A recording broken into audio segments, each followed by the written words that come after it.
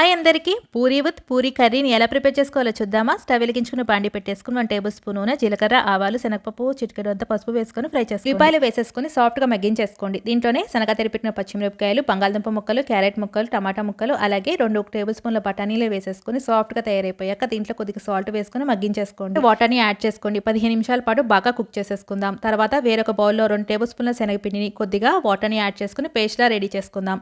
ఇప్పుడు ఉడుకుతున్న కర్రీలోకి కొద్దిగా కరివేపాకుని అలాగే చేసి పెట్టిన పేస్ట్ వేసేసుకొని కొత్తిమీరని యాడ్ చేసేసుకొని 5 నిమిషాల పాటు కుక్ చేసేసుకుంటే కర్రీ రెడీ అయిపోతుందండి. వేరొక బౌల్లో గోధుమ పిండిని తీసుకోండి. దాంట్లో టేస్ట్ తగినంత సాల్ట్, కొద్దిగా బొంబాయి రవ్వని వేసుకొని కొద్దిగా కాచి చల్లార్చుకున్న పాలను వేసుకుంటూ పిండిని కలుపుకోండి. ఫైనల్గా దీని మీద కొంచెం నూనెను వేసేసుకొని పక్కన పెట్టేసుకొని తర్వాత చిన్న బాల్స్లా చేసేసుకొని పూరీలా ఒత్తేసుకోండి. ఇప్పుడు వేడివేడి నీళ్ళలో పూరీని వేసుకొని అటు ఇటు తిప్పుకుంటూ క్రిస్పీగా ఫ్రై చేసుకోండి. అంతేనండి, చాలా సింపుల్గా పూరీ విత్ కర్రీ రెడీ అయిపోతుందండి. మీరు కూడా ట్రై చేసి ఎలా వచ్చిందో కామెంట్ చేయండి. నచ్చితే లైక్ చేసి షేర్ చేయండి.